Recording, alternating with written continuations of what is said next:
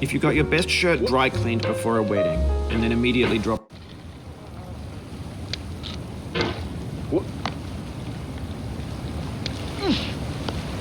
There's no feeling more intense than starting over. If you deleted your homework the day before it was due, as I have, or if you left your wallet at home and you have to go back after spending an hour in the commute. If you won some money at the casino and then put all your winnings on red but it came up black. If you got your best shirt dry cleaned before a wedding and then immediately dropped food on it. If you won an argument with a friend and then later discovered that they just returned to their original view. Starting over is harder than starting up. If you're not ready for that, like if you've already had a bad day, then what you're about to go through might be too much. Feel free to go away and come back. I'll be here. All right, thanks for coming with me on this trip. I'll understand if you have to take a break at any point. Just find a safe place to stop and quit the game. Don't worry, I'll save your progress, always, even your mistakes. This game is a homage to a free game that came out in 2002 titled Sexy Hiking. The author of that game was Jazuo, a mysterious Czech designer who was known at the time as the father of B games. And B games are rough assemblages of found objects. Designers slap them together very quickly and freely, and they're often too rough and unfriendly to gain much of a following.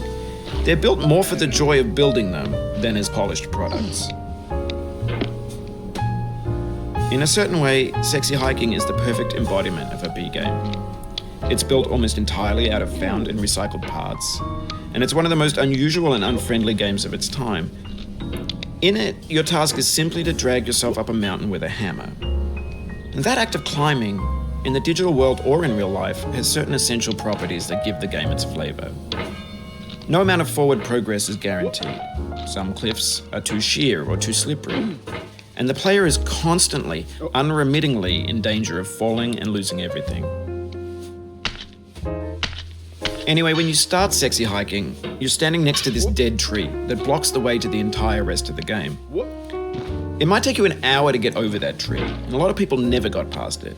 You prod and you poke at it, exploring the limits of your reach and your strength, trying to find a way up and over. And there's a sense of truth in that lack of compromise. Most obstacles in video game worlds are fake. You can be completely confident in your ability to get through them once you have the correct method or the correct equipment or just by spending enough time. In that sense, every pixelated obstacle in Sexy Hiking is real. The obstacles in Sexy Hiking are unyielding, and that makes the game uniquely frustrating. But I'm not sure Jazuo intended to make a frustrating game. The frustration is just essential to the act of climbing, and it's authentic to the process of building a game about climbing. A funny thing happened to me as I was building this mountain. I'd have an idea for a new obstacle, and I'd build it, test it, and it would usually turn out to be unreasonably hard.